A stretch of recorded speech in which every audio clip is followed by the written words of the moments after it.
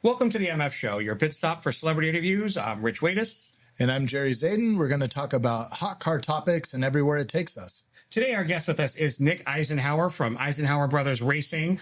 Nick has been with Camberg for some time in the racing scene, and now moving on board with the newest season with us. We've got more products, more ideas, and a whole lot more racing to go. And we'd like to know a little bit about what's going on in your world of racing and kind of where can we find more information about the things you've done. Yeah, so I mean, essentially for us, my brother and I, the best way to follow along with what we got going on is just through standard socials. We're big, we're that age and that generation where Instagram, Facebook, all that stuff is kind of the easiest way to see what we got going on and pay attention to the ins and the outs and the ups and the downs of this wild sport that we've devoted our entire life to. But yeah, through our personal socials, we have Isenhouer Brothers Racing as well. That's a good one to look at. And then through all the Heatwave visual YouTube channels and all that fun stuff, there's just kind of always, there seems to be everything we do, there's always good content. And where it lands is where it lands. And you always got to kind of hunt it out a little bit. But most of the good stuff you'll find on our pages. So I want to go back to the very beginning of you and your brother and your dad. Your dad's a badass, by the way. Cool dude, yeah. Yeah, so Bill, remember that name. Anyways. One bad dude, yeah. Yeah, so you guys, tell us where you grew up, kind of how you got in this and how your dad shaped your guys' future. All right, so I'll give you the long and short of this whole situation. I know we're on a podcast, but we could go on for probably 3 hours just talking about the start of all this stuff. Growing up, born and raised San Diego, California. Grew up in Claremont specifically. My dad raced a little bit of off-road in the 80s before we were born. Did a little bit of Class 10 racing with a friend, Joey at Zima. They actually had one of the first sets of like coilover shocks on a Class 10 car. They were called Kernuts way back in the day, old school stuff. My dad got to drive the I want to say it was like the FUD 200 or something like that. That was his big claim to fame. He got to do like the second half of the race. And growing up, though, like as young kids, when we came around, my dad kind of got rid of all the desert stuff. You know how it is, young parents, my mom and dad. My dad's a truck driver, still is a truck driver, like a materials driver. So not long road anything. But, money's tight. You don't have time to go to the desert. Don't got dune buggies anymore. No time for racing. So all that stuff went away. But in our garage, there was always pictures of these dune buggies and these cool desert trips and all this stuff. And he would always tell us all these stories of all the racing. And it was like this thing, this like unreachable thing when we were kids, and it's like what we always wanted to do. And so we always had this like curiosity of off-road racing and desert and just all that stuff. And so as we started getting older, meeting friends that rode dirt bikes, you started getting into that trend of things, started riding motorcycles, doing all that. But my brother and I were always so drawn to like the buggies you'd see out in the desert or the Baja bugs. Baja bugs were a big one. And so we're always sucked into that stuff. And then we found the website Desert Rangers. And Desert Rangers took us down quite the rabbit hole of off-road racing. That is the rabbit hole. Yeah. So simultaneously, it just so happened we find this website. The internet's doing a thing. Forums are big. Let's sit on Desert Rangers. We could sit on Desert Rangers for a couple hours if we wanted to. If you guys ever, I don't know if there's an archive of that thing out there, if it's still up and running. But yeah, so Jeremy Zendrowski. Yep. So the Zendrowski name in off-road's actually gone pretty far, right? Yeah. So we have Scott Zendrowski and Jason Zendrowski. Jason is what's known as High Rev Photography. Yep.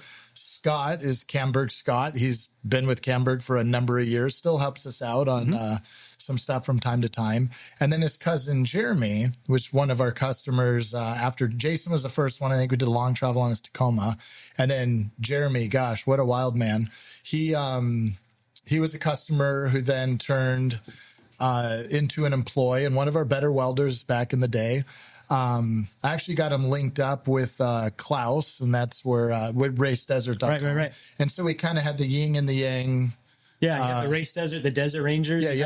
Yeah, like the Race Desert was for like all the race car guys. The legit race. The legit race cars. And then Desert Rangers was for all like the hoodlum kids with Ford Rangers. And hoodlum is exactly the word I was going to spit out. Yeah.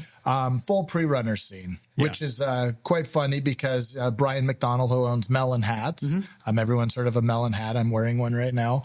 Same thing. He was a prerunner kid. That's, one of the founders of this massive hat company now, right? And there's been some cool people that have come out of the depths of Desert. I didn't know that. That's amazing. Yeah. Brian actually had his own website. I want to say it was called Santa Clarita Prerunners or something back in the day. There was like a good amount. So like, I'm so blessed that there were those forums at a younger age because there was, Race Desert, Desert Rangers, and then we would use Desert Rides. With an S, like DESERT rides, right?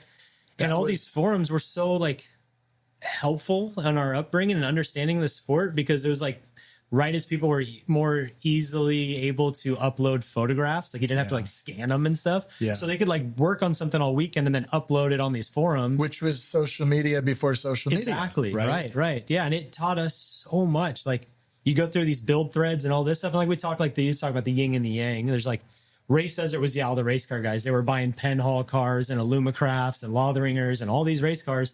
Desert Rangers was all these dudes in their garages, like building trucks. Yeah. And I remember like I said, simultaneously at the same time, I find this website and I'm kind of going down this rabbit hole of off-road because I'm in high school, like early high school. And like, what year is this? This would be, I graduated in 2007. So 2002, 2003, maybe. Okay. Yeah.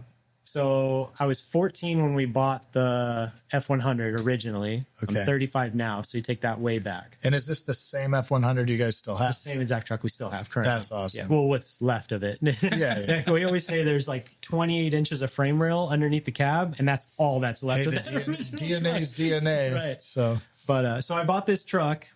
I'm 14 years old. I go half and half with my dad, 1969 Ford F100. I find Desert Rangers. He's like, we're going to build you a daily driver. You know, the typical father, son, going to build you your first car for high school. We're going to do this. And then I just kind of keep saying, hey, Dad, what if we built an off-road truck? He's like, no, you can't build off-road trucks. You got to buy them. You got to do this thing, whatever. Okay, but Dad, check this out. These guys are racing trucks that they're building themselves. And he's like, all right, let's check this out. So we're looking at these forums together and we're reading about all this stuff. And at the same time, my dad's built a couple hot rods. We had like a 1940 Ford two-door coupe that we had built since I was a little kid. And that ended up actually being the first car I drove to high school because, well, unfortunately, this old Ford F100 never made it to a high school parking lot. It went straight to the desert. But yeah, so, he had the fab skills. And, my dad had always built his own Volkswagen motors and built cars and was a pretty good fabricator for self-taught truck driver. He's amazing what he did. But so we find this website, we got this truck. We're like, let's do this. I want to race 1450. And he's like, what the heck's 1450? I'm like, it's a run what you brung class. You bring stock trucks and you go race them. And he's like, no way, let's do this. And so that's kind of what kickstarted the last 20 years for us of off-road racing. We took our first green flag in 2007. So I graduated high school and then we did the like Superstition 250 maybe is what it was. Yep. Something like that. We did that race and then we have not stopped full-time off-road racing since then. Okay. So it's been full speed. And a lot of it, obviously thanks to my dad, yes, giving us the tools we needed and the understanding of how to get into this sport and how to work hard and all that stuff. But also like a bunch of dudes on Desert Rangers, a bunch of legends in that day, the Dan Vances and the Matt Heltons and the Steve Herreras and all these guys that were building these really cool trucks kind of gave us younger generation like, hey, you can do this yourself. Like you don't have to, have Geyser build you a truck or do this. You can do this thing yourself. Yeah. And I think that was a really special time because 1450 was kind of just born. A few years before that, we were like some of the first people out there doing that. And that came from the Lorana days. They had a stock mini class. Yep. And, at MDR, there's Paul Duffy and his aunt Patricia that owned it. And, it was this thing where like you could do shocks through the bed, you could do a long travel, and things got a little more out of hand over time. And I used to be a big advocate of like, well, let's have a leaf spring class versus a linked class. Right. And then people wanted no, let's just keep it all one, run what you brung. But then their feelings would get hurt at the end of every race. Like, oh, that's not fair. And I'm like, well, you don't want to change the rule. But it really bred a lot. And it was a good proving ground. And I feel like we've lost that in desert racing a little bit. I think so too. They have the 2000 class now, just like your better leaf spring truck, but so much innovation. Like Camberg was Camberg because of those classes. Right.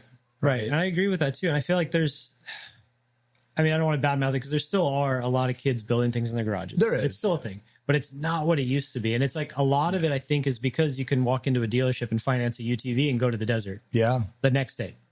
It's like that. Like it made it so simple and so easy to go out. And it's like UTVs are amazing. They're fast. They're reliable. They're really, really bitching. Yeah.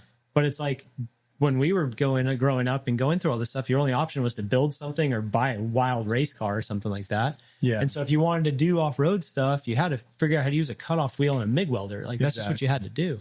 But I will say today, like, and maybe this is why it's there's not as much of it is because the level's been, pushed uphill pretty high. Like, unless it's an LS engine with equal length I-beams in the back half. Yeah, but see, I'm not even an advocate for any of that stuff because, like, and that you got to blame all that on social media. Honestly, it's just like everything. It's like, but people want to go big. Yeah, you want to go big, and you want the big motor, and you want the center mount, and essentially, everybody wants tube chassis trucks with steel cabs on them. Yeah, but it's like you don't need that. No, like I had the most fun in my entire life, like driving my '98 Ford Ranger, with coil springs in the front and like smooth body shocks through the bed on like an F52 or G52 leaf pack or whatever it was in the back. Yeah. And you were just trying to survive driving. What did you have desert. on the front suspension? So for the first couple of years, it was just a lift spindle. Okay. Until the spindle snout sheared off. Okay. That's like really rowdy, terrible times. Yeah. Tire went through the windshield, the whole 9 in Octavia wells. Like at a young age, had to have my dad pick me up. I was like, oh, it's super depressing.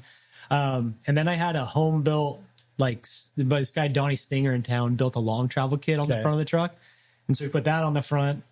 And then over time, that Ranger, I ended up cutting the front of it off, putting I-beams on it, cutting the back off, linking it, racing it. We won a championship with that truck, sold it, won a couple more championships, and I think it's back up for sale again. But yeah, they have like, I don't know, it's just cool, like this sport started from building things yourself and doing all that. And like, I think that's, I don't know why I've always been so drawn to this. It's because you can do it yourself. And so when did Chris get into this whole thing? Was he there just day one? Yeah. Same time, hip and hip. Yeah, the whole time. So like I bought the truck with my dad and it was my truck, but dude, we built it as a family. It's like all of our birthday presents were fuel cells or seats or a coilover, like for the next like 7 or 8 years, just updating. That's really cool. And it's cool to see that's the same truck. Yeah. Right. It's been through quite a bit of iterations, obviously, because when we first built it, it was a true like right out of the AutoFab catalog truck, except we linked it. 1-ton I-beams with a coilover. Essentially, first time we built it, had half-ton I-beams with the tiny little 7/8 kingpins. Those don't last very long. No. And then, eventually went to like, the 1-inch kingpins, 2 shocks in the front, linked it. The whole thing was made out of 1 3/4 mild steel. Yeah. The whole truck bumper to bumper. You start picking up speed, things start cracking, and then we retubed the whole thing in chromoly. And then we cut the front off with HRT. Okay. They helped us do the center mount. And then it's kind of been that truck. Okay. And now Chris and I always joke like that truck's retired. It's like it is. It's a show truck. It's a pre-runner. There's no more racing ever going to be done with that car. Yeah. It's lived its life as a race car. It's ready to live in a garage now. Nice. So what are some of the new things you guys are up to? So what new events? Okay. New stuff. So this season, essentially we've been real heavy. We wanted to go racing more and we wanted to focus on racing. Right about the same time, Chris and I both quit our full-time jobs. We've been in the shop full-time, prepping other people's race cars, building things, doing that whole stuff. So our life is pretty devoted to going racing. We've been taking care of Bryce Swaim's 6100 program. He races the Score Series. So we're prepping his 2 pre-runners and his race car and then pitting him for a full season. We have our truck, the 6100 truck, our F-150. We've done we always hopscotch around with that one. We did King of the Hammers. We did the Mid 400. We're preparing for the Legacy Baja Nevada 1000. That's literally in like 2 or 3 weeks. So we're getting ready for that. And then the rest of the year, we're going to go do some fun stuff. But it's hard, like, when you get asked, like, what we've been up to. But we're just kind of taking opportunities as they show up. And that's kind of what we've always done. It's hard to put, like, a real set plan in this sport. You can put your races and your events down that you want to go do. But like it's always so ever changing and you got to stay fluid with all that. And when cool things come about, we try to make sure we have a truck for that and, go do a speed medal or we're getting ready to go to Michigan at the end of the summer and kind of just, spread around, do all that. So Richard, you'll probably like the drift car stuff that they're doing. Oh yeah. I mean, the whole world of drifting, as we were talking about earlier, there's so many events that mix car control. It's kind of the cool thing that you bring into the world of, anything automotive where you've got exhibition mixed into it. Now, I think there's a different appreciation you get from the off-road community.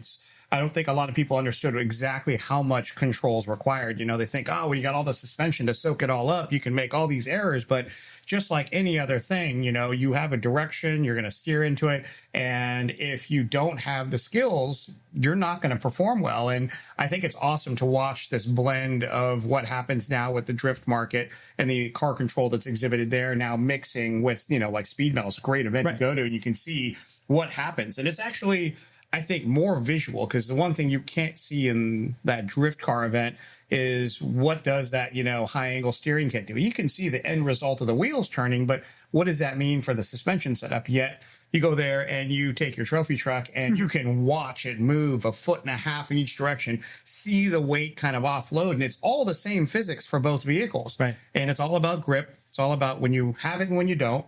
And the steering angle to make sure you get through the end. And it's like, I think it's a pretty cool way to mix the two, because I really thought there was, for the longest time, a dichotomy that switched the two as like almost opposing things. You're either the off-road guy or the street guy, when in fact you're just car guys. Oh yeah. You know, I've had my S13 for almost 10 years now, and it's been like pulling teeth to try and explain to my off-road buddies how freaking cool drifting is. And it's like, I don't know, I might have a little skewed vision on drifting. Like, yes, V8s are cool. Yes, dog boxes are cool. Yes, giant tires are cool. Yes, FD cars are very cool. But I'm such a huge fan of like that early 2000s, like D1 spec 4-cylinder. Yeah. Like that. And that's, you know, that's what I kind of strive to keep my car in that era. It's still got a KA in it. It's a turboed KA. I just put like the R34 transmission in it. Like it's a big thing. It was a complete nightmare, but it works, and it works really good. But it's like I run a small tire, I run low horsepower, and all my buddies like, yeah, but you make 300 horsepower. It's not even that cool. Like your truck more, blah, blah, blah, all that. I'm like, come ride in the car. Yeah. Like, let me show you how cool this really is, and how like it's not just doing a burnout. Like you're not doing just a rolling burnout. No. Like, you're actually driving these dang cars. And then when you have lower horsepower, that's what you have to do. Even you have more to driving. weight transfer the thing and slide it around. And I that's what I love about that sport. Miles per gallon. I mean, that's what it's all about. It's like, and I think that's just the best part of what's going on now is you're watching these disciplines cross and people understanding the same principles in physics exist in both.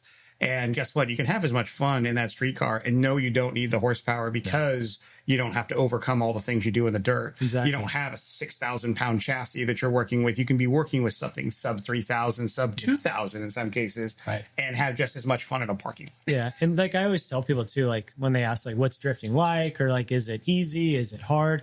I always kind of balance it out. Like drifting is like surfing, and off-road racing is like riding a bike.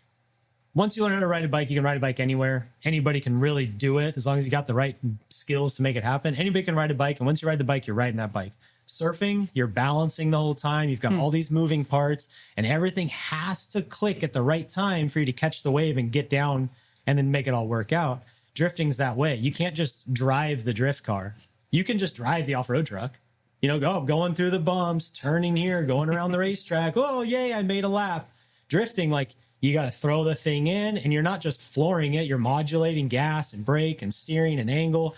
And then, oh, yeah, let's transfer it. Like, no, we're not just doing burnouts in a parking lot. You actually have to catch it at the right time and know your chassis and let it flow and do the thing. It's just like surfing, snowboarding, anything that takes balance to make it happen. That's what I've always kind of equated. Like, when you look at the two disciplines side by side, is that, you know, drifting is actually really damn hard. Yeah. And you're running at a sprint pace because that car's, everything's on fire. Yes, you got to go. You can't, there is no kicking back and chilling. No, you got to go as fast as you can, throw it in, catch it, throw it back the other way, catch it, keep the wheels spinning or don't keep the wheels spinning. Just finding that dragging the front tires. And like, you know, when I'm in a lower horsepower car like we are, it's like mile per hour is very helpful. So like you want to enter those first couple turns really hard and then hope you still got some speed at the end of it. Actually, it was trying to drift around the C10 at SEMA. And that thing's meant to go on a road race course, not drift. And it's completely different. Big fat tires, tons of power. And it won't just do a burnout straight. It just grips, right? But then you have to go faster. I was watching some of the other drifters out there going significantly faster, kind of floating it around, but you got K-rail all around. Right. That's scary. Yeah. It's very scary. So you don't want to destroy your $150,000 car into a wall. And that's the thing. Like, so off-road racing and trucks, like obviously you've got the fear of crashing the car and the bumps and the jumps and all that stuff. But there's not usually there's not any K-rails or walls or anything to smash into if you go off the track.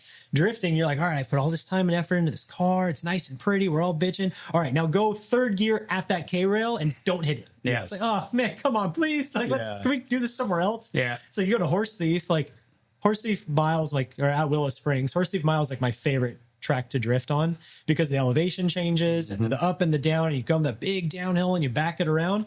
But if you step off the backside, it's gone. It's like a foot high curb. Yeah. And I'm in this like lowered S chassis, and like it feels like you're just on a skateboard board sliding around the thing. And it's just so detrimental to the chassis. You just got to be super careful with that stuff. And that's not really something that happens with off-road trucks. You're just like, oh no, I missed my line. Let's get back in line. We're good. Yeah. I mean, sometimes you kind of get a bush in your passenger's lap, but that's about it. Yeah. It doesn't take much. But, okay, so this Midwest deal that you're going to. Sure. I think Zach was actually talking about maybe going out there. Mm-hmm. Explain this one to the people out there. Huge bucket list for me. Blake's done it a bunch of times. A good group of our friends have done it a few times. We have a group of friends out there, Tyson and Josh and all these guys out there that there's a thriving prerunner scene in the Midwest. Let's go to Tyson real quick. Tyson in like an original Camberg truck. Literally. Like the original Camberg So if you go back to Camberg started in 97, and we had this Bronco we were building for our buddy Kevin Jones. And we had a 6-month lease on the building. Like, let's see if this business will work, right? And so we're building this Bronco.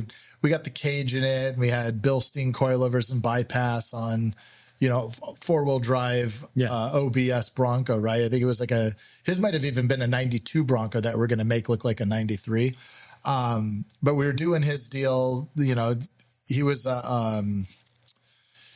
his girlfriend was one of the first, he's the sixth employee, I think, or something like that at buy.com. So he was able to buy stocks in his company. So he was worth a lot of money for a little bit. Mm-hmm. Well, as the stock became closer to being able to be sold, the value went down. Sure. So there's that whole .com bubble thing that happened.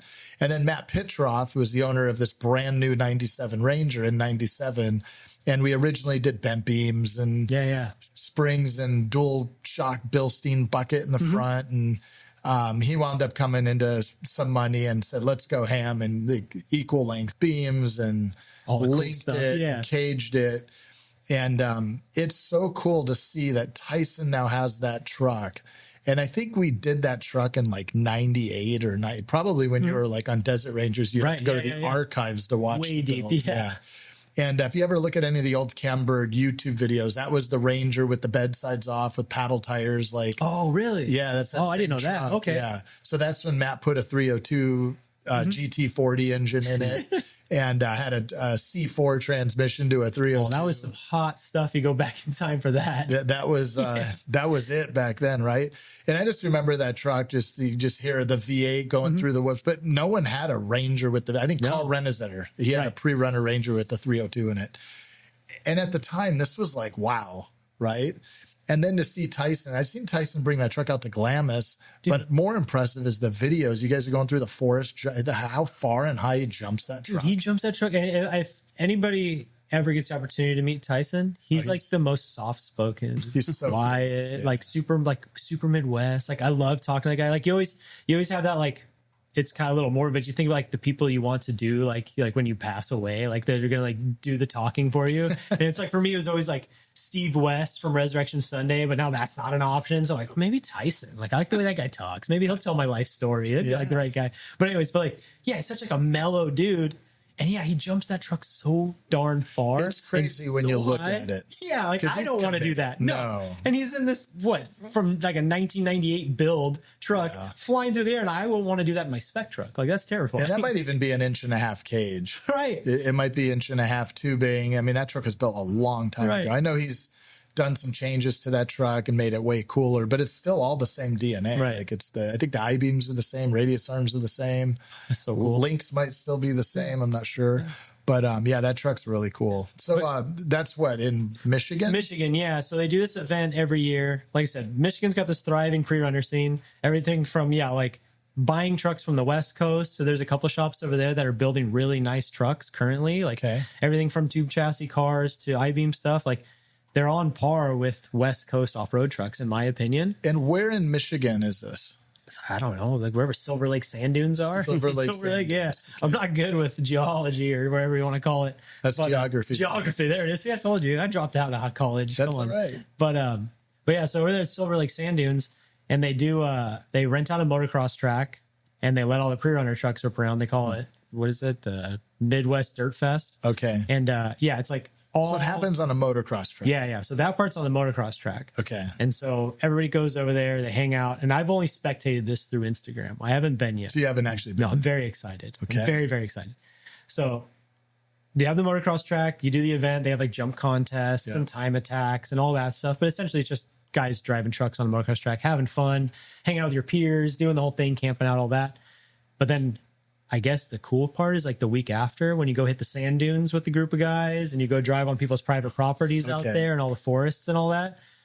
And like those dudes are gnarly. Like they jump the heck out of these trucks. And like those, like I'm assuming Silver Lake isn't the largest like acreage of sand dunes, but like they've got like a good little loop going with some pretty darn big jumps. And like all those guys go for it. And it's like, I'm not going to lie, I'm a touch intimidated. Like I'm all about jumping trucks. Like we've been jumping trucks our whole lives. And like, I'll do it right there with the next one. But like going out there with those guys, I'm a little like, oh no, like I kind of got to put on a good show here. Like I'm the race car guy from California, like with the 6100 truck. I'm like, oh, if these guys want me to jump like a dune to dune or something, I better.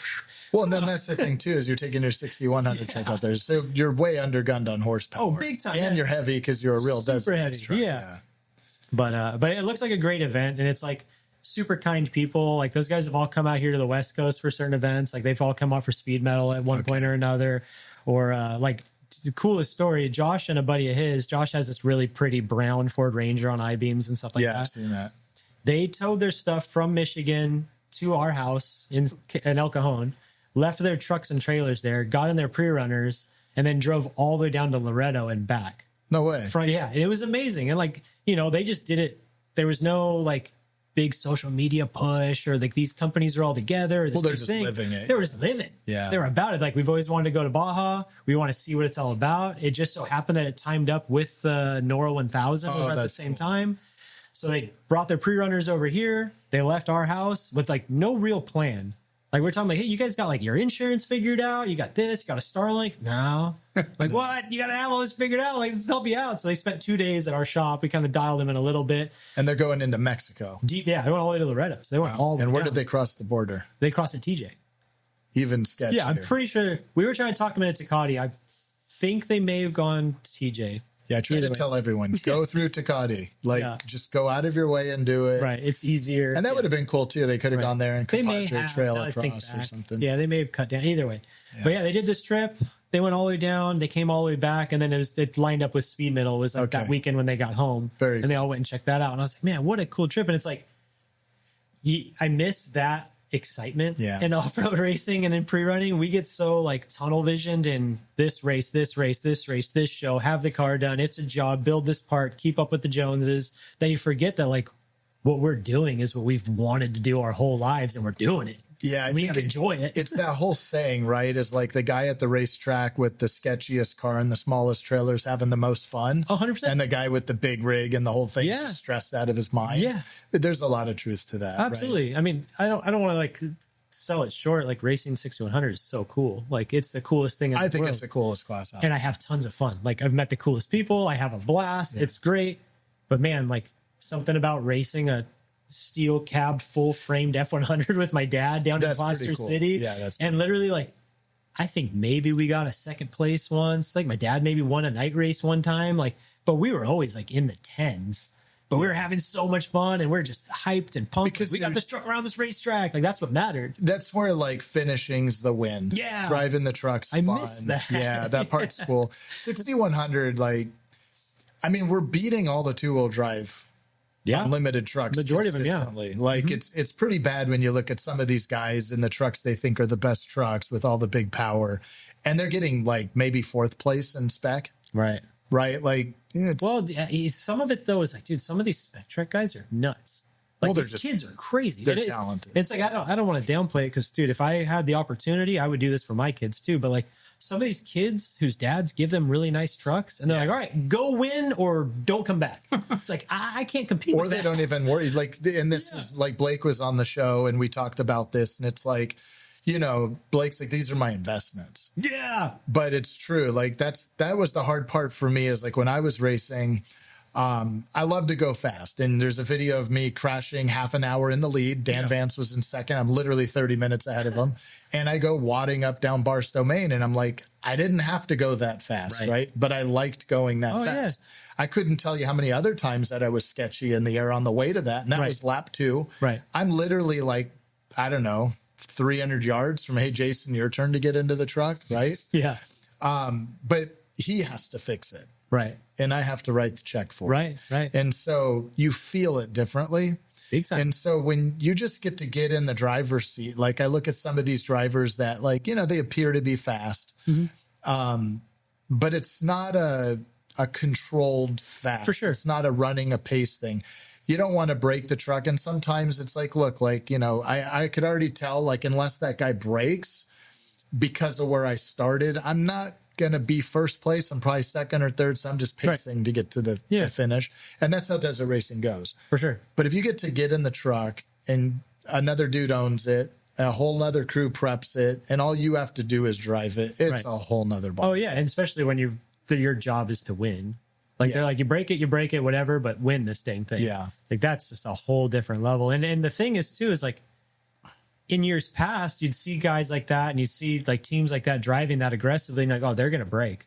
Yeah. They don't break anymore. These trucks have come so far in the current years. Like, a lot better. Engines last, transmissions last, ring and pinions last, tires last, wheels last, shocks. You don't really have, like, yes, it's racing. There's going to be failures and that happens, but like, you're not getting the regular failure. Cause like, I remember you think at a certain time, like early 2000s trophy truck racing, and it was whoever could change their transmission the fastest was who was going to win the race. Yeah.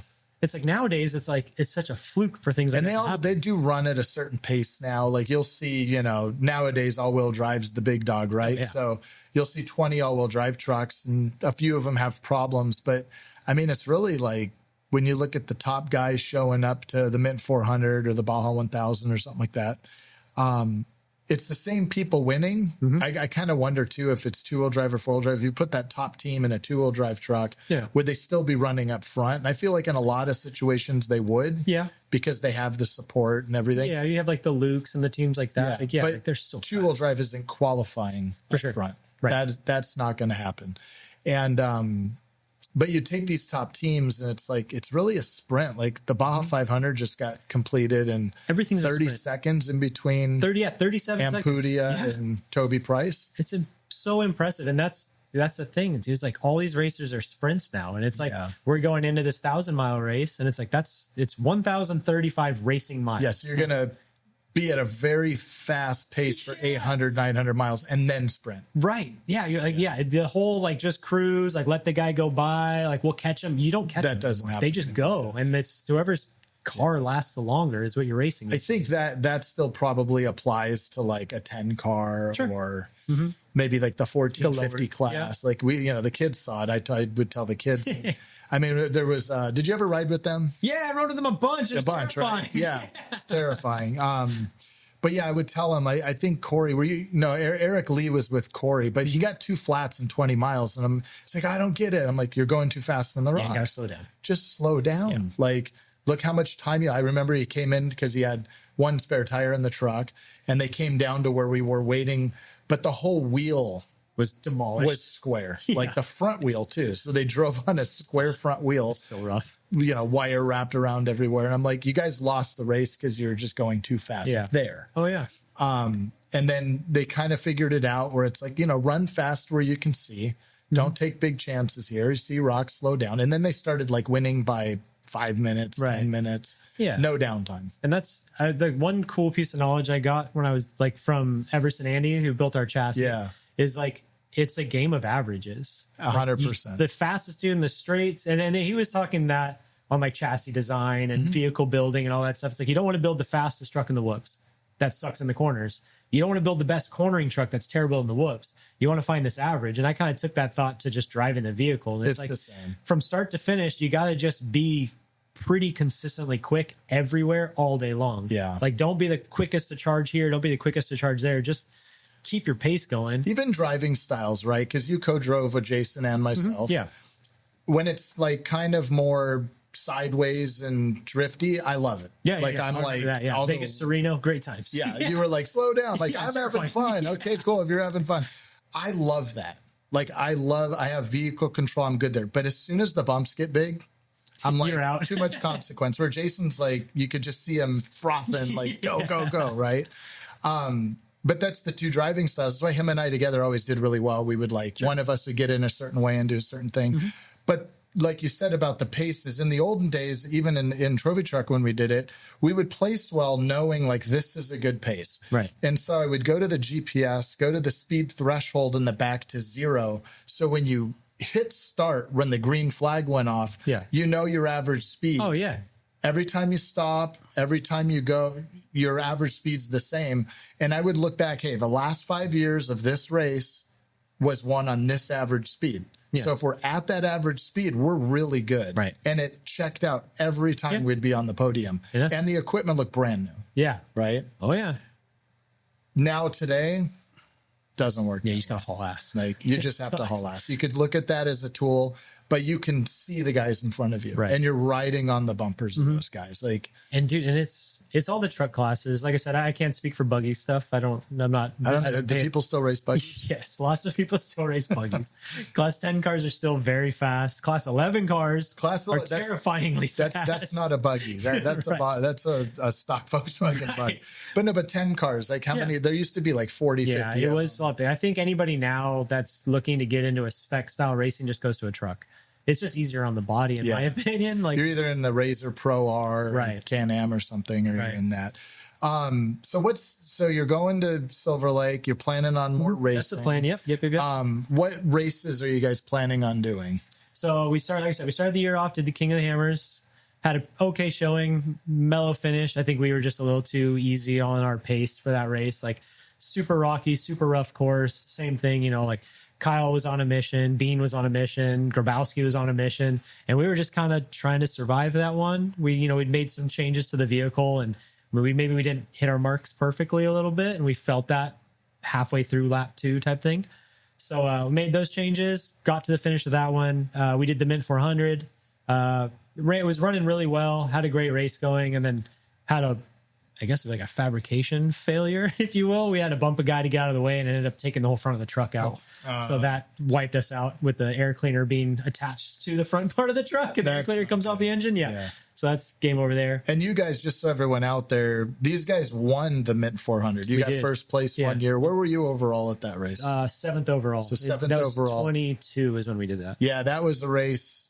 Something happened to our truck. I remember we were recovering it, and it was like dusk. And I'm like, oh my gosh, they're physically in first place. We're bugging. We were stoked. I think we all like ran from loading a truck on the trailer to route you guys on. Those were like some amazing. Yeah, that race. That was a total underdog moment. Yeah, that felt good. And that one was, I'm not going to lie, that Adam Householder had that race won. They had a pit mistake that took them out of the contention, if you will. Like they found themselves sitting out in the desert for a little while without things you need to make your car go. And, but yeah, we were not even right behind him. We were a good ways behind him. But I remember going by him and my brother saying like, hey, that's first on the road. Yeah. And we had like 3/4 of a lap to do, which is, call it 60, 70 miles. And those are the most like terrifying 70 miles of my life. Like every little creak and pop and noise in the truck. And every time I come into the corner, I'm like, stay tight. Don't clip a rock. Cause it's like, you've got the whole hounds behind you. You got to keep the pace going, but you don't want to be the one that has to get out right there on that last And lap. what happened to Adam at that race? He ran out of gas. So they ran out of gas. Yeah, ran out of gas. But that's the thing with desert racing. That's like, every team has a story of woulda, coulda, shoulda, how they were winning fastest until they weren't, or we had it until, but I can say like this year's Mint was like really depressing for us. Dude, this year's Mint hurt really bad. Yeah. It was rough, the roughest Mint ever. And because you guys broke pretty early on. Yeah, we were like, I don't know how far into the first lap, but I don't know if we qualified. I think we qualified second or first. I can't remember. I don't remember who qualified first. Did Bean go first? Anyway, Maybe Bean actually qualified first. We were second. I can't remember. But when have you ever heard of a power steering pump shearing the shaft in half? Yeah, no, that's It just doesn't happen. fluke. It's an off-road thing. It only happens in off-road racing. Yeah. And that's, you talk to any other discipline of racing, and like these guys, like Spec E30, Spec Miata, IMSA, drag racing, circle track racing, dirt circle track racing, all of it, they build their car and then their car's done. Yeah. You know, they're tweaking on this and shocks and this, But they're and not whatever. prepping power steering pumps. No, they're not taking the things to a chassis and every single component gets touched and then reassembled.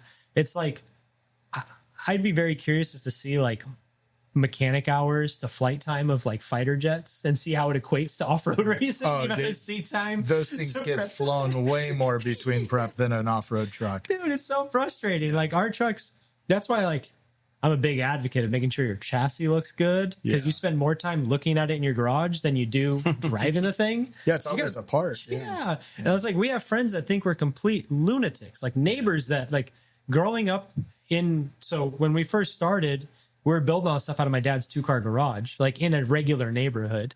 And our neighbors. That's what I was going to ask. Yeah. You guys have land now. My dad has 1 acre. Yes. And on that 1 acre is his house at the top. And then we have an 1,800 square foot shop down below that we put together on a concrete pad. But before you just had a track home. But yeah, before they had a standard suburban home, I don't know, like 1,000 square foot, 3-bedroom, 1.5 bath with a backyard and a front yard and a 2-car garage. Okay. And we built the original F100, the Brothers, if you will, in the garage. Okay. And then we built my Ranger outside in the driveway. No way. On different level jack stands. That was really curved safe. Yeah, super sketch. But yeah, our neighbors, like, they had no idea what we were doing, you know? And it's like, we'd be in the garage as kids till midnight, whatever it was. You know, I had my first couple of jobs. I was out of high school, spending every dime I had, every minute in this garage. Where did you work that was related to what you do now? So I've had a couple jobs that have to do with off-road racing. The first one, I worked at a place called Fibertech in Santee. Tracy Hopper employed me there, and I worked in the back pulling Volkswagen parts. Okay. Nine-digit Volkswagen parts. It was like the first 3 told you where it was on the vehicle. The second 3 was where it was made, and the last 3 was like what the part was type thing. And like I had that burned in my brain. So I worked at Fibertech for a long time. Then after that, I went to Offer Warehouse as just a parts guy. And then I got a job at the city of San Diego when I was a garbage truck mechanic for 7 years. Okay. And then from there, I went to 4-wheel parts engineering department. And I worked as a fabricator and suspension designer for 4-wheel parts. And then up until 3 years ago, when I quit that, we've been taking on doing stuff ourselves in our garage. Yeah. And so you guys have one of the original Camberg trucks in your shop now. Mm-hmm. Yeah, our customer, Chris Roche, just picked it up. He lives in Australia. We refurbished an F100 for him that he's been doing. Like, he did the Min 400 and he's done the Nora 500 twice in that truck. And he's just greatest customer you could ever ask for. He's just a bucket list guy. He just wants to go racing, wants to create some memories, wants to have fun, and he wants us to help him make it happen. Yeah, and you met Chris at the SEMA dinner this year. Yeah. Really good super guy. Amazing guy. He's a businessman. He's an absolute businessman, which I respect. But when it comes to our side of things, he's like, all right, mate. Just having fun. Yeah, like if it's what the truck needs, we got to make it happen. Yeah. So it's great work with him. But yeah, he just picked up, I don't know what you guys would call it, but I guess chassis number 1, I think it was. It was the Scotia truck with the baby Dugans in it. So so that, let me think. I want to say it was like the first chassis of that revision. I think it is. Because we had, I think it is. Yeah, because it was that truck. Because that's the truck I rode in with you guys in like 17 and 18. Yes, that's And one Kyle won in 19. Yes, you rode with us. You and your brother got to drive the truck. We did. You guys drive it. Yep. And then the second truck is the GHA truck, which is the one Kyle's driving now. Correct. So that's the one out in the showroom here. And that just goes to show you, I mean, that truck was built in 2012. Yeah. So it's a good truck 14 still. years old. Yeah. Yeah. Yeah. It's in, like we said, we got it. The person we purchased, or our customer purchased it from, hadn't really done much to it since he bought it from you guys. You know, did the once-overs, the this and that. It still had like the white grease in the bearings, which means you guys were the last ones to prep it. And I was like, oh man, we're finding some things, like nothing bad, like not to badmouth the previous prep guy, but it's like you find things not done the way you do it. So you got to take it apart. So it's going to come almost all the way down to the bones. You're going to put the new upgrades to that truck? Yeah, that is the plan. So we're going to cut the back off, or the back section out to do the gas, spares. the spare tire mount. do all that. From the bump stops back. Correct. Yeah, we're gonna do that, and then we're updating the drivetrain, so it'll get the most standard 6100 setup, like ring and pinion and underdrive and ratios and all that. It does have the 525 already, which is nice. I don't think we'll do steering stuff or any of that, just because, like I said, this customer's out there to have fun. Listen, he won't need it. He wants Chris and I to drive the truck a little bit, so we're gonna make sure it's spicy for when we get in. But essentially, we're just gonna give him a good, solid truck. And very cool. If we take this truck from the ground up and we put it together the right way, at least now we know it's good. We know it's going to be good for the rest of the year. And I think that guy bought that truck in about 19 or 20. And I don't know how many times he raced it. Yeah, he told us he raced it once or twice. I think that he had some businesses change or what have you. Yeah, he's into sports car rentals and all kinds of stuff. But no, it's a good truck. It's cool to see a full circle, like one of the first real off-road race cars that my brother and I got to ride in and drive it and be a part of is back in our shop. And we're getting to maintain it. It's pretty amazing. It's cool, full circle moment. Yeah. It's kind of funny too, because you've got this full circle kind of effect where you're kind of picking up on the things that you started in later in life with the capacity to do, but you've also got this kind of well-rounded kind of thing with the drift cars and even rock crawling, which is something that I find inside of the off-road industry, that there are people that rock crawl and there's people that go fast in the desert. It's kind of a rare occasion that it's the same person. You'll get a lot of guys that are like, I don't do cliffs. I don't go off the side of waterfalls. And that's me. Yeah. just so you guys all know out there, if there's a cliff, I don't like it. Yeah. And, we're out there, outfitting your truck, and you're at Moab right after the Jeepers are out there doing the same thing. And it's you have a different approach to it. It's been interesting to see between you and your brother. It's just you want to do all things on the dirt well. Yeah. And then with the drift car element too, you can kind of just see it's a passion that's there. It doesn't really matter the device. Right. And you guys take the same approach to making the parts and having a process to making sure those parts don't fail, and then applying that through racing. But now that lives kind of like as a span from, looks like handed down from your dad to you guys all the way through. But multidiscipline. I think it's pretty cool to watch if you see your social that, here you are, hanging 3 tires on a full-size truck on a Moab trail. And, here you are hanging all 4 tires, 40 feet in the air. Right. And so what's cool is, let's talk about this Moab thing, right? So you guys have your 69 F100. Correct. Still. Yep. So you have that 240 SX? Is that? Yep. 240 SX drift car. You call it S13. Yeah. Right? Then you have your full tube chassis OBS. So, for you guys out there, looks like OJ Simpson's Bronco. Right. But it's the, 95 F-150. Then you have the OBS rock crawler. Correct. Which is a true 1995 Ford Lightning. Yes. So that's a real Lightning. One of 670 ever built in white. In what? In 95. So was it just all Lightnings was only 695? No, just white ones. Just a white one. Okay. So what were the color? What was the most popular color? I believe red was the most popular color. Okay. Yeah, which is what I would love to have. And then black, and then red. And then white, yeah. Did Zach show you the red one? I saw that. I don't want to talk about this. Yeah. Rabbit hole. So I know this is like less than 50% chance. Did you hear about it yet? No. So my daughter's boyfriend lives in Alaska, and her boyfriend's family, there's a Lightning sitting in the garage. Oh boy. It's got 10,000 miles. It's a dream. No, it's one of those. And it's a dream. And it's a 93. Zach showed me a picture of the engine, and it's brand new. Because keep in mind, Alaska, what are you going to do all winter? You're not driving the Lightning. Lives in the garage. Lives in the garage. Oh my gosh. So we're trying. It's a dream. And if we get it, it'll probably just stay bone stock because it's that good. Yeah. But man, that thing's cool. The Lightnings are so cool. They're my favorite. Back to you. Yeah, okay. So you have a Lightning. Yep, the Lightning. Tell us about the build, because this thing's really cool. So the Lightning was a fun one. So I've been a big fan of Ford trucks my whole life, obviously, and Ford just chassis in general and body shapes and all that.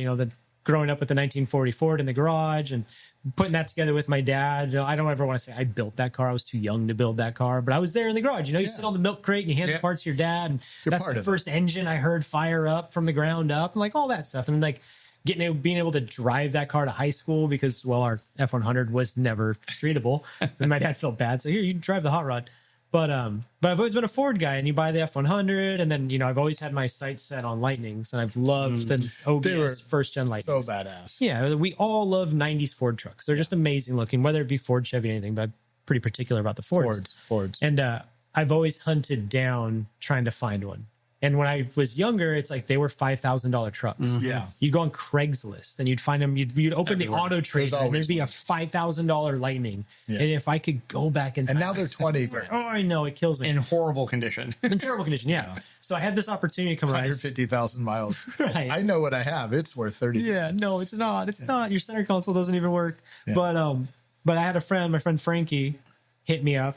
This was a couple of years ago. And he's like, hey, Nick, I got a Lightning I bought from a friend. It's kind of rough. If you want it, come take a look at it.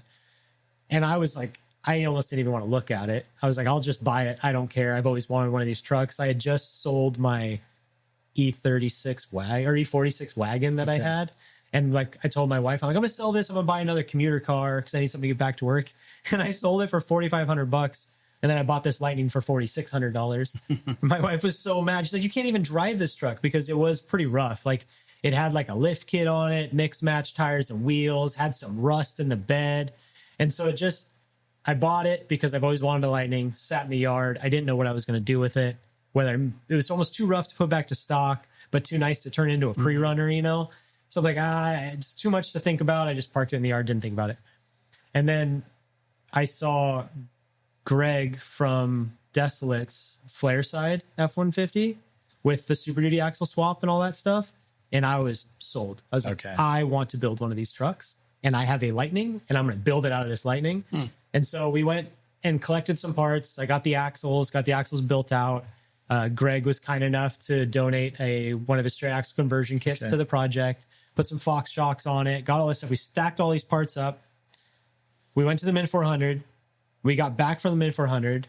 We left the race truck, I think, even in the enclosed trailer, and we went to work on building this Lightning. And we had 15 days between the Mint and going to Moab. We're like, yeah, we can do this. And so we tore this truck down. And as you guys know, the Lightnings are 2-wheel drive trucks. Yeah. We had a customer's Bronco on the property that was getting ready to do an LS swap and all this stuff. And I bargained with him, like, can I have your transmission and transfer case? He says, yeah, not a problem. So we pulled that out of the Bronco. And just bolted it straight into the Lightning. Nice. I was like, it was on a whim. I'm like, it has to be the same. Yeah. They're both 351 Windsors. They're both 5.8. It's got to be the same. And it was, luckily, both right. And the cool thing about the Fords is like those are all stamped out trucks. And you look on the floor and it had the indent for where the transfer case shifter goes. Nice. And so I just air sawed that hole out, cut the carpet. I was like, oh, perfect. This is good. Nice. Put the transfer case in, did the Desolate kit, took a Sawzall to some really cherry F-150 front fenders to get the 40s to fit. We did a quick 4-link in the rear, trussed the axle up. But yeah, we did it all in like 14 very, very long days. We put this whole truck together, built a cool roll bar with the lights and did the whole thing. And then we went to Moab and like, aside from little things here and there, I haven't touched that truck since we built it. Okay. And we've put a lot of wheeling miles on those things. You can see it. Yeah. And it goes back to like what you were saying, how we like kind of full circle things. Like you want to put these cars together so you don't have to work on them. Yeah. And it's like, I always joke around. It's probably not the best thing to joke around about being a prep guy or a fabricator or anything, but like my dislike for fixing my cars is way greater than my like for driving them. So like if I break a car, I'm so mad. I won't touch it for a while. I just want to enjoy it. Yeah. And so we overbuild everything. So you don't have to freaking worry about that. It's an industry problem. When you're here, you get paid to do your job. You do your job the way you need to do it. When it's your own time, you're not getting paid. Yeah. You don't want to spend any more time on it than you absolutely have to. So you buy at the highest level and you put in the most amount of efforts. You never have to touch it again. 100%. Exactly. And then you enjoy putting time in improving it. Yes. You just don't want to have to fix it. Fixing sucks. No, that's like, my drift car is that. Like, oh, I love that car so much. Like I said, I've had it for almost 10 years. Like daily drove it, put a hole in the motor, rebuilt the motor, turboed it, did all this. I've just like been on this path. And it's like when we go driving, it's like, you know, the term like getting doors, like in the drift world where everybody's hitting each other and all that stuff. Me and my buddies have this term like the over 30 getting doors. And we'll get pictures from the events where we're like a car length away from each other. We're like, ooh, that was a close one. Because none of us want to replace door panels. None of us want to fix our cars.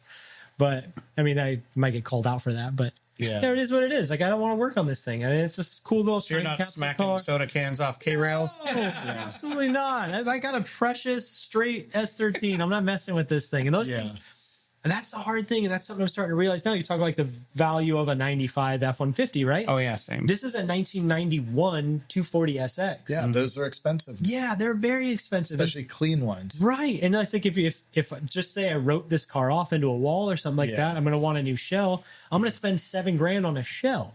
And then all that labor. Yeah, and all the time and effort. And it's like, sometimes when you go out on that track, it's like I feel like I'm drifting like a 55 Chevy. And I'm like, all right, here we go, boys. Like let's hope we survive through this one. And you got that stress, you know. I'm like, oh man, this is scary. It's so true. I mean, it's like we even talk about it in like the air cooled Porsche world. Like it was so cool when you could buy, and it was expensive, but when you could buy a 964 for like 45 grand, right? You're like, this is a great car for 45 grand because it checks off the cool box, checks off the performance box, and then it checks off the cool box again. Yeah, absolutely. But now that car's 150 grand. So now you're like, I don't want to let you don't want to get balls off of. Right. Yeah. You don't want to take it to the grocery store. You don't want to drive the car like what it's meant to be driven. Like, that's such a bummer. And it takes a lot of the fun out of it. And that's like, we've had that conversation on like, what are the cool cars these days, right? Yeah. And we're so drawn to the older stuff. That's why it's so expensive. It's because we're getting older. Yeah. Well, but even the young kids, like my son's still like, I want a Bronco. Yeah. Or true. I want that older thing. Like the new stuff to them's like, they're like, oh, a WRX hatchback's cool, but they don't make them like that anymore. Right. And the new ones are heavier and slower. And it's cool. It's like, it's hard to figure out like what the next like hot rod is. Yeah. And it's like, I think about that too. I remember having a conversation with somebody a while back. And it's 80s cars right now. 80s cars are good, yeah. But it's like, I think like, not even a hot rod, but like the next cool thing to invest in or purchase or whatever. Like you think about buying like, is it like the A90 Supra? Like that's a great car. It didn't sell very well. Like do you buy one of those and store it in your garage and hide it away? Corvettes, like the C6 Corvettes are hot right now. Yeah, you get LS3s or LS7s and they're like, bulletproof. Like the GR86s too, even. Those like cool. You got to think because you want to try and find that economy car, that like compact like commuter car that's like maybe not tunable. Well, and it's got nostalgia to it. Right. It's got to be attainable. Like you get too much of a car that's at that upper echelon. The following is small. You got to hit, those heartstrings for that community to drive the price up in the future. Because it's like, well, that's the car I could have bought. That's the car I wanted because it was affordable. Yeah. And the GR stuff is in the Toyota lineup is right now probably one of the more affordables, whether Corolla up to Supra. Sure. Yeah. And they're good performing vehicles. I think it's that new Nissan Z. Yeah. Oh, yeah. That's the Z. It's actually now. The Z, right? I was at, the bougiest Cars and Coffee in California where, like, these guys, no joke, the guy brought probably, I don't know, a $10 million Ferrari and a guy had a Going Mercedes, Crystal Cove in Newport Beach. Yeah. It's not really a Cars and Coffee anymore, but some of the higher end cars meet up. They still kind of meet up because it's a coffee spot. But there was one of those new Z's in the parking lot. I'm checking that thing out, a little two-door, a little two-seater coupe thing. And so, a little sports looks kind of cool. And I think that's what Forsberg has one. He's tricked one all out. And I mean, that thing's really cool. But it's like, what's the price of that thing new? I don't know. The 50 grand? Well, that's the wild part is it's actually probably one of the more affordable sports cars. Rear-wheel drive, front engine, and yes, you can buy a base model for under 50. So let's just say 50 grand. When I was, I bought a brand new F-150 in 1993. It was 12 grand. Oh, yeah. Yeah. Right? And it was like 14.8 was the window sticker, and you got a deal on it. But that's like a standard cab F-150 two-wheel drive truck. The Toyota trucks we drove were like 12 to 15 grand for a four-wheel drive extra cab four-cylinder truck, right? Then we get to today, and it's like, I feel like it's been this like, let's build a lot of power with a four-cylinder turbo and a hybrid. It's not the same. It got complicated. Right. And so that Z is a really cool car. The WRX was always such a bitch of car. It's because they're still like, as much as they aren't, they're still analog cars. They're still analog. Yeah, it's still something that like you can tune up and hop up and do your thing. What's that Volkswagen R, the Golf R? The Golf R, the Golf Rs are cool. Yeah, and then there's like the Focuses were cool too for a while. Ooh, the STs. Yeah, like there's a lot of cool cars, and it's like it's something like that as I'm getting older, I'm starting to pay more attention to is more like street car stuff, because like my whole life since I was a kid, it was trucks. That's all I cared about. See, look what happens. You get you have a kid, you get a car. Right, I know. I remember going on a drive with, I think it was Vegas to Reno one time. You and I went out. I remember you telling me about Porsches and all this stuff. I'm like, yeah, whatever, dude. Let's talk about trucks. Yeah. Let's talk about off-road trucks and tube chassis and this and that. And now I'm getting older. I'm like, cars are kind of cool. Of course, but it's back to what you say. You don't want to work on it. You just want to enjoy it. Yeah. It's so, you meet up with your friends in a parking lot, grab a coffee, and go on like a cool 1 hour drive. And it's just fun. Maybe one day I'll get myself a 944. I'm not going to hang out with all your Porsche No guys. joke. The 944 is pretty cool. The only reason I think I love it so much is because it looks like a 240. It's got the pop-up headlights. They're really It got cool. that sleek look. I've seen guys swap those. I've seen guys find the 944 turbos. Yeah. And, But they're getting expensive too. Yeah, 'Cause they I've are. always kept my eye on those. Same thing. Like, oh yeah, $2,500. But you know what? You could pick $4,000. up a 996. There's a kid now. I want to say he's Zach's age. He's 23. His name's Mike. I don't know how to say his last name. Salerno or something. Anyways, he's this kid that used to be, this 15, 16-year-old kid with this camera at all the Cars and Coffee. Okay, yeah. And then he wound up buying a Boxer, or I think it was a Boxer actually, or a Cayman. I don't know. But an older one for like $8,000. He just picked up a red 996 911 with a factory aero kit on it, which cool. is all the wing and the body all the kit. stuff. It was like $38,000. Sure. Yeah. They have an IMS bearing thing. You just fix it. Like you take care of it before it's a problem. But the cars are bulletproof. Well, that's the thing too. Like, I think that sometimes some of these vehicles that have issues or whatever, and that goes back to like us having a mechanical understanding. Yeah. These cars are all just nuts and bolts. Yeah. At the end of the day, it's all just nuts and bolts. It's like either a metric set or a standard set, and you take the whole thing apart. But for under $40,000, you have a Porsche 911 with a factory aero kit on it. Yeah, it looks cool, drives cool. And it's the ugly headlight one, right? Like the Friday headlights. But they're getting, That's true. I feel like those cars are getting popular, but for the money, like you go in a Canyon Drive. Yeah. I don't care what you're in. That kid's probably beating you. Oh, yeah, for like sure. Stuff in LS in it. Yeah. That's actually the most LS swap. Oh, I know. Porsches. Yeah. That car fits it so well. We did. Well, they have a whole kit. Yeah, but I went to the Rutledge set. would. We did his. His was an early. It was like a 90s car, an original 911. But with Aaron and Fast and Loud, we actually did a 996 with an LS swap on the show. Rad. And that thing was a beast. It actually weighed something like 26 pounds less with the less. V8 in it than it did with the original motor. The LS engine's lighter than that factory Porsche Makes engine. sense. Wow. Checks out. So it doesn't hurt. Everybody's like, oh my God, big motor in the back, because you go back to those like late 80s and early 90s swaps where they're putting iron block, 350s in them. Those were heavy. Yeah. No, well, they're putting those engines in the Porsches. Right. Yeah. But the iron block Chevy 350s. Oh, yeah. With a carburetor on it. And it's already a rear engine car with all that extra weight now on it. yeah. They That's were a horrible death to trap. drive. You can't- See, I've been thinking, I talked to Zach, I'm like, man, if we can find a 997 has the round headlights, right? You get a 997, you LS7, cam it for higher RPM. Oh, yeah. So now you have a 9,000 Oh, yeah. RPM LS engine with your Sounds cool, your looks style cool. 8-into-1 Yeah, exhaust. with the rotary right? fire and all that. Yeah. And now it sounds GT. Yeah. It sounds the way it looks. Yeah. That's it. Yeah. But it's 650 horsepower, badass. Yeah. Very cool. Reliable. Super You just reliable. turn it over, and Turnkey. start it. Yeah. Yeah. That's a beautiful thing with Well, the LS. I think that's something that's a common problem that I find too. It's like when we are shopping for that later model car, it still fits in that. Well, it looks good enough. It drives good enough.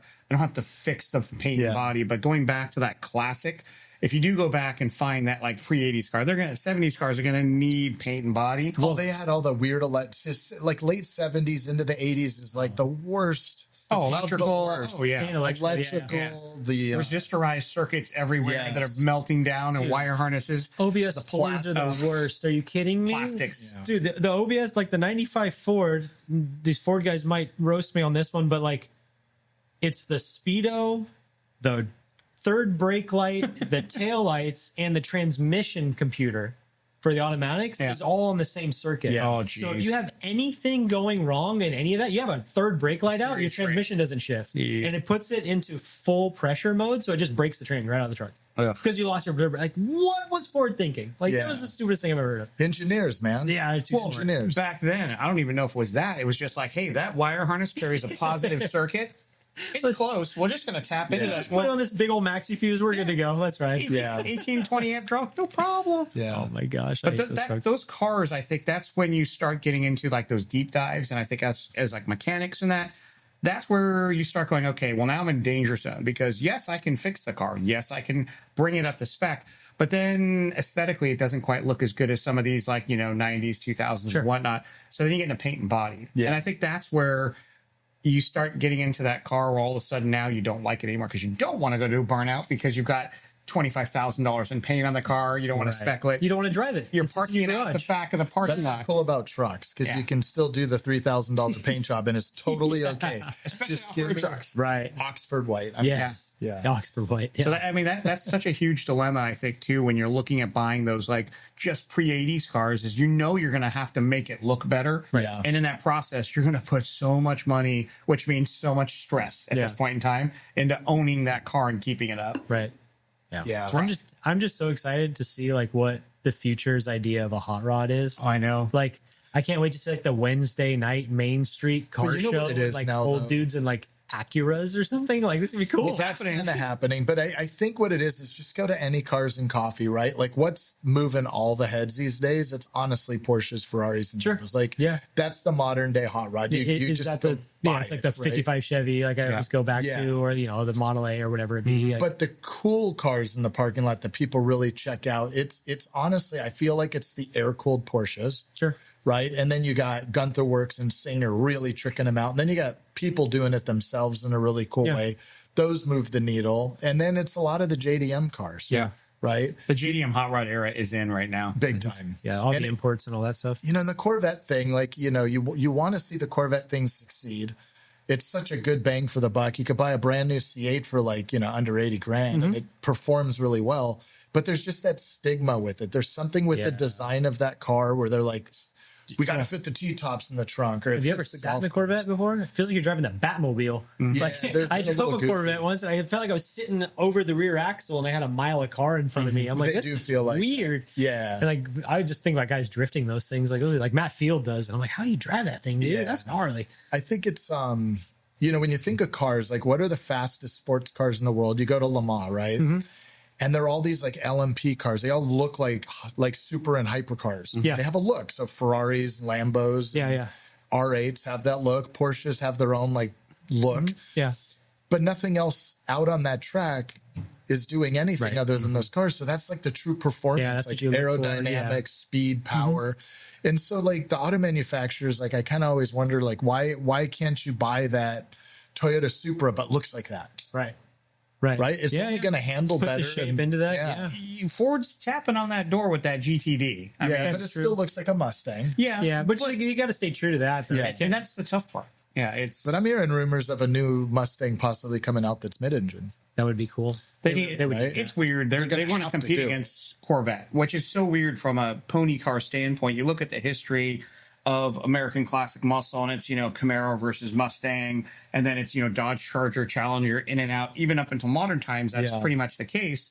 But then the Corvette went and switched the game, and they went to say, we're going to go compete against hypercars. Yeah, you have to. Like, they're like, we're going to play in a different ballpark. It's just later. Jason was saying yesterday in the meeting, he's like, it's cool to see people finally are recognizing that mid-cell. Yeah. Yes. Right? Like dynamically and balanced. Like why do people want it a certain way? Okay, cool. Well, we're going to put the gas tank in the middle and lower. And with all racing, it's all monkey see, monkey do. Yeah, for sure. You know what I mean? That's a huge thing. And it's like, whoever's winning is and it's the smartest way to go any form of racing. Like, what did the winner do? Do exactly what that guy did. Yeah. What tires does he have? What wheels does he have? What shocks? What setup? Like, what did that guy eat for breakfast? Eat the same darn thing if you want to perform like that guy. For sure. That's what you got to do. Monkey see, monkey do. And it's like, it takes somebody proving that something works for something to change in the industry. Yeah. And it's like, I argue it still when we talk about mid-cell, rear cell, like off-road trucks, like the Cambric chassis being a mid-cell, then everybody else being a rear cell.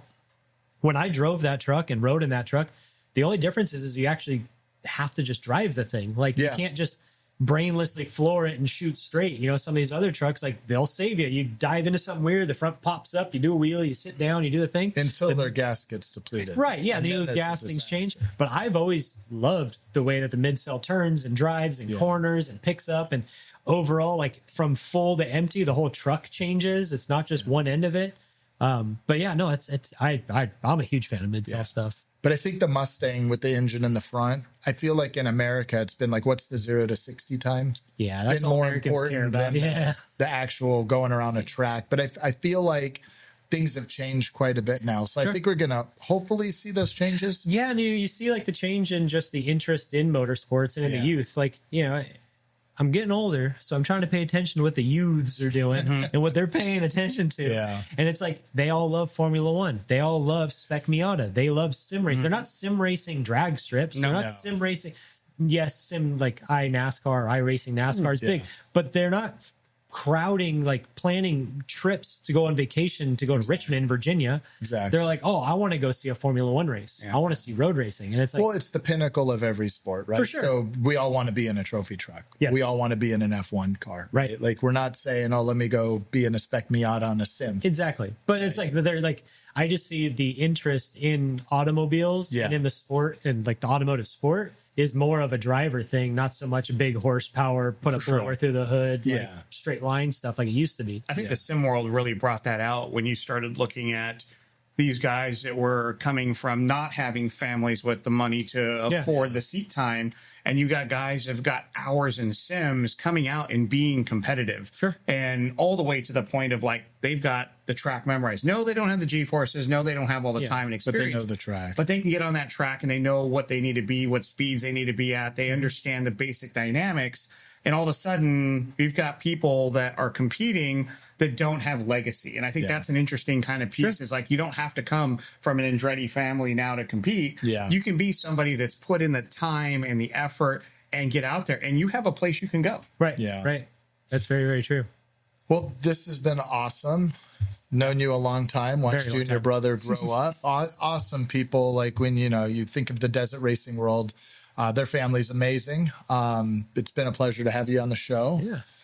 It's been a good time. And obviously you kind of told us where to find all your information and you've got a lot of places to go. But this year it's super exciting to see all the different avenues, from the drift side. I want to see more of that, by the way. The crawling side again, which is something I only found out once we started working on the vehicle. But again, it's an interesting thing as a family that turned into a business of racing and now as a personality that just enjoys all things automotive. It's been a really cool experience to kind of get you introduced into the MagnaFlow family as well. So I love it. Well, we want to thank you for being here today. Obviously, you can find out all your socials. Maybe remind everybody where we can find some more information about what's going on. Yeah, absolutely. Yeah, dive into Instagram. It's literally just Nick Isenhouer. You're probably going to spell it wrong. It's Isenhouer. Nothing like the president. Like I tell everybody, if it's spelled like the president, I wouldn't be sitting here. I'd probably be in a much better position in life. But it's through social, Nick Isenhouer, Chris Isenhouer, Isenhouer Brothers Racing. And then from there, you can just branch off into the abyss of the internet. Yeah. So, well, thanks again, everybody, for listening. If you want to look up any of my socials, you can find me at Rich Waitas at Oxidizer on Instagram. And I'm at Jerry Zaiden all over social media. And for more on this show, you can find us at MagnaFlow. And on YouTube, it's at MagnaFlow TV. This has been the MF Show.